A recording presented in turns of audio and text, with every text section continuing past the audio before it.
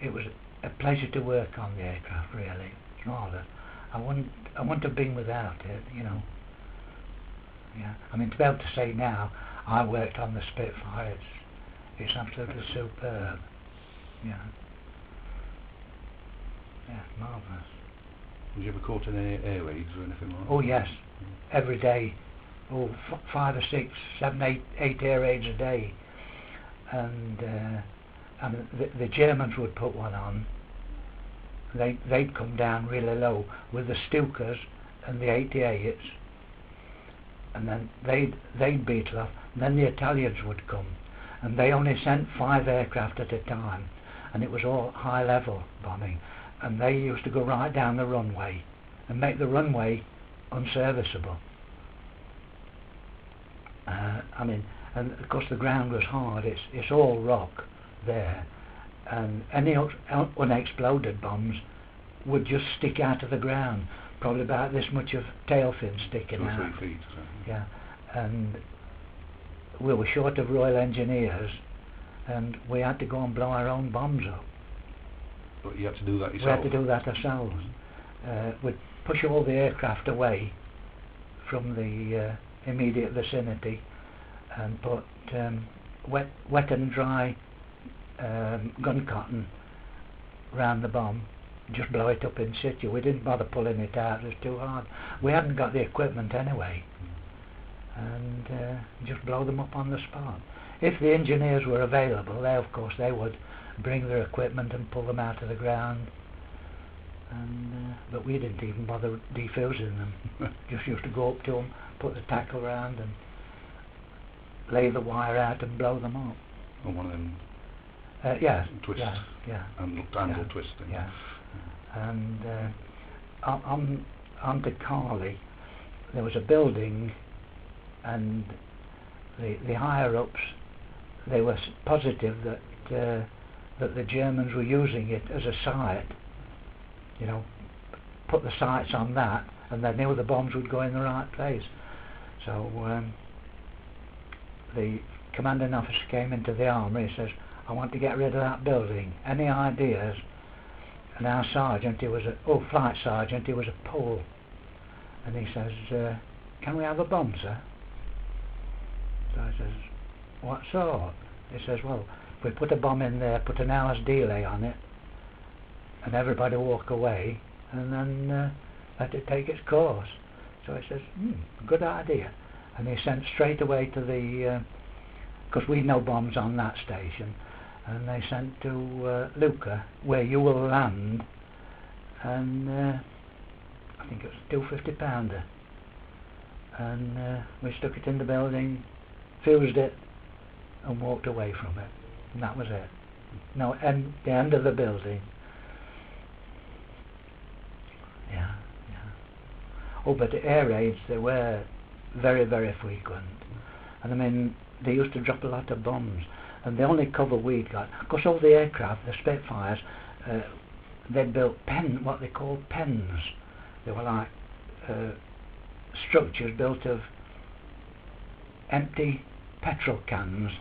We used to have the petrol come in 4-gallon cans, something like that. They got these cans, filled them with rocks and all rubble, and built pans. They'd build them in pairs, one like that, just to take 2 aircraft.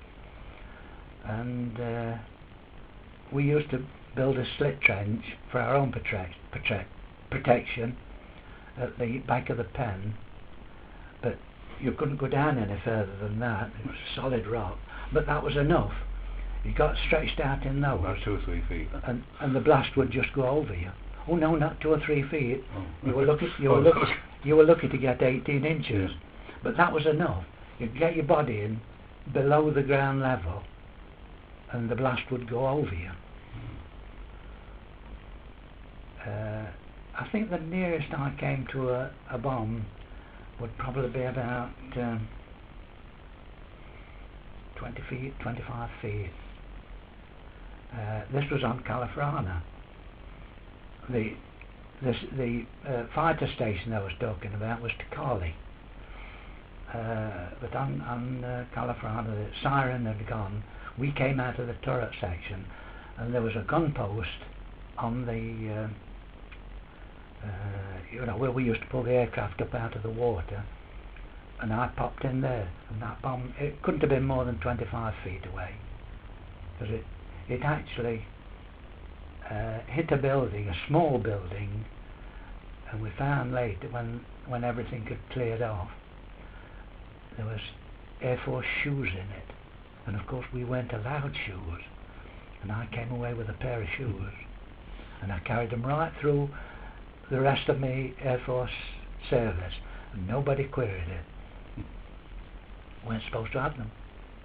That, of course, was looting, plain and simple. You do anything. Tail end of 40, early 41, and we both volunteered for the Air Force, and within days I had a letter saying, come in, report to RAF Padgate, and you'll be attested and you'll be sent back home. Tell your factory people that you'll be off for 3 days, but they never sent me back home. I think at the time they were short of armourers, and they wanted to get as many trained as they could. So I went away, to Padgate, expecting to come back home and go back to work, but never happened. Not till 5.5 years later. No. Yeah.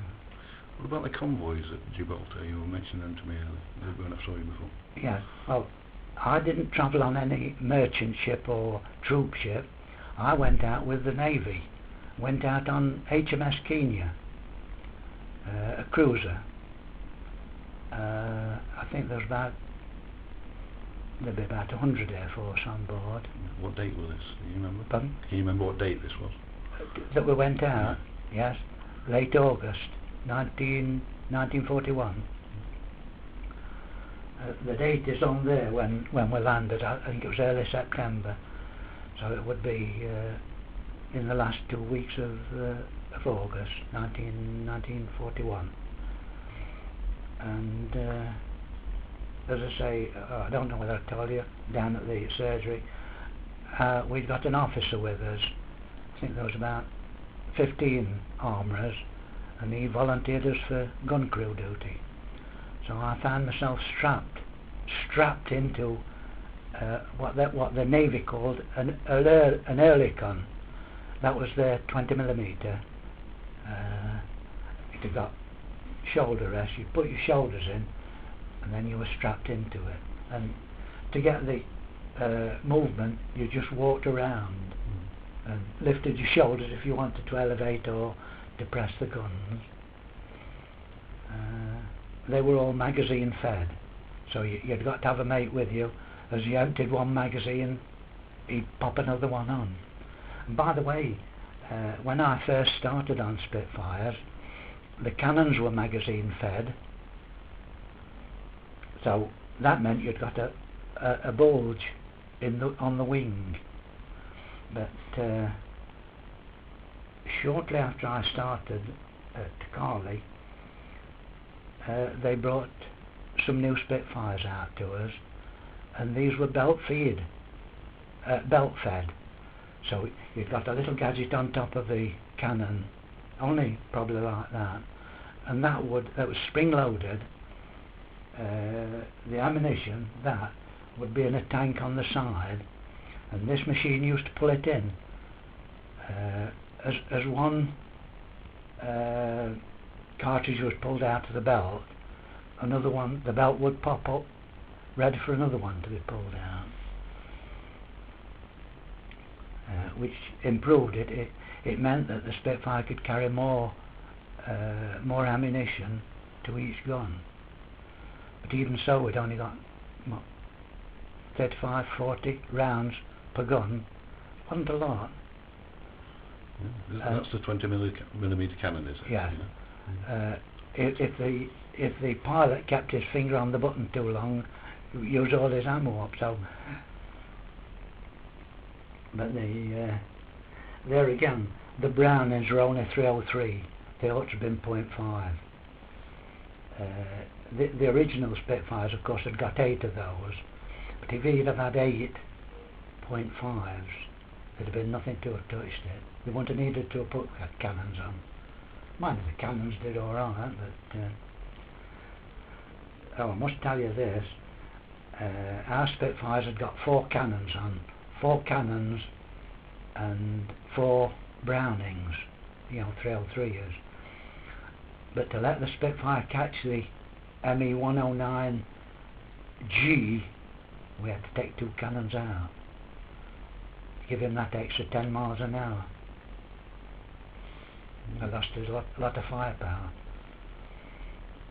And another thing that we had to do was to harmonise the guns so that everything met at either 200 or 250 yards, depended how the pilot liked it. We could adjust the guns so that all the ammunition met at one certain point. It was a good system. We'd got a diagram which used to put up at 25 yards and sight all the guns onto them.